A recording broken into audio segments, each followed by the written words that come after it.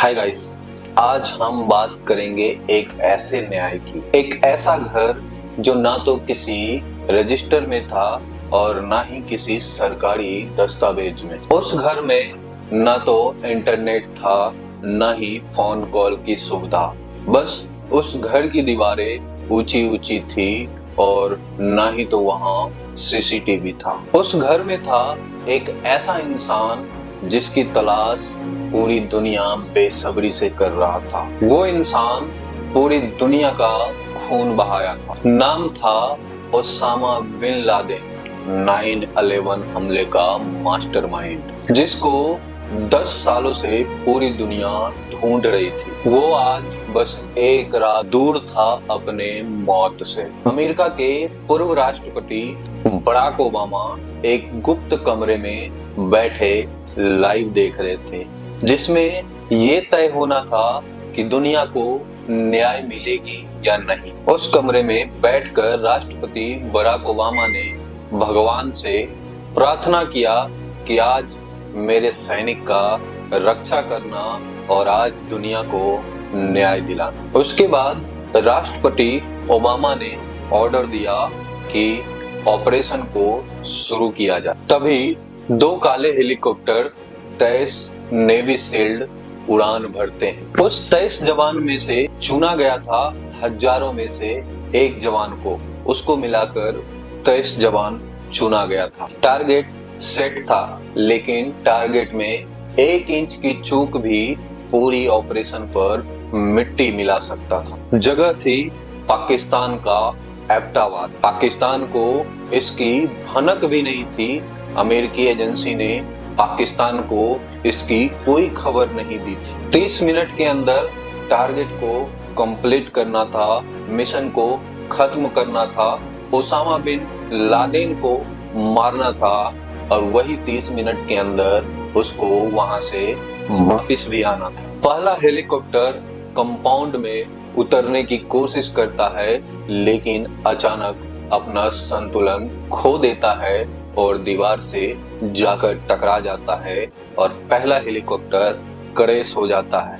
लेकिन navy sealed commando और operation को कंटिन्यू रखा गया। हर कमरे की तलाशी ली जा रही थी, महीनों की फील्डिंग थी और सालों की खुफिया जानकारी अब हकीकत में बदलने जा रही थी। तीसरी मंजिल पर ओसामा का निजी कमरे के भीतर ओसामा बिन लादेन अपने छोटी बीवी और बच्चे के साथ ठहरा हुआ था। तभी ओसामा को शक होता है और दरवाजा खोलकर झांकने की कोशिश करता है, लेकिन तब तक बहुत देर हो चुकी थी। 2 गोलियां चली, एक सीने पे लगी और दूसरा सिर पे लगी और वहीं उसी वक्त एक खतरनाक आतंकवादी मारा गया। लाशों को उठाया गया, डीएनए का सैंपल लिया गया और हेलीकॉप्टर पर रखकर पूरी टीम वापस लौटने लगती है। वो टीम सिर्फ ओसामा बिन लादेन का मौत लेकर आई थी और 30 मिनट के अंदर ओसामा बिन लादेन को खत्म करके वापस लौट चुकी थी। तभी अमेरिका का राष्ट्रपति उस कमरे में बैठकर मीडिया को ये खबर देते हैं, जस्टिस हैज बीन डन। उस सुबह दुनिया थम गई थी।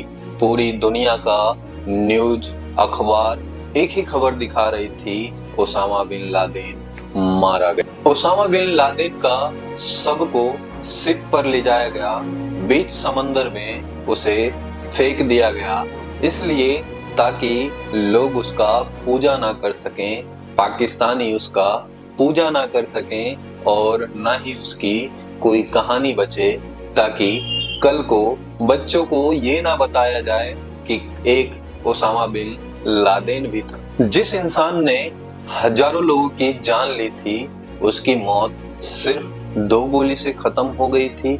ये सवाल आज भी लोगों के मन में है कि क्या एक आतंकवादी को मार देने से आतंकवाद खत्म हो जाता है या फिर एक जाता है तो दूसरा आ जाता। क्या आतंकवाद का यही सिलसिला चलता रहेगा या फिर हमेशा के लिए आतंकवाद को खत्म किया जा सकता है। अब सवाल आपके लिए है कि क्या एक आतंकवादी को 2 गोलियों से मार देने से आतंकवाद खत्म हो जाएगा? इसका जवाब आप हमें कमेंट बॉक्स में जरूर दीजिएगा।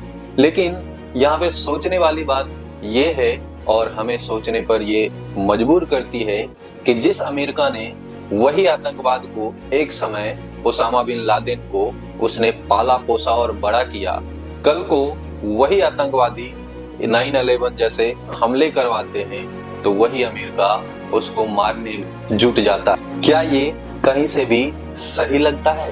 क्या अमेरिका को पहले से ही नहीं सतर्क होना चाहिए कि ऐसे आतंकवादी को पनाह नहीं देना चाहिए? अमेरिका को ये बात समझना चाहिए कि जिस आतंकवादी को वो एक समय पाल पोस कर बड़ा किया था, कल को वही उसके लिए खतरा बन चुका था। आने वाले वक्त में ऐसा अमेरिका फिर से कर सकता है, इसकी कोई श्योरिटी नहीं है।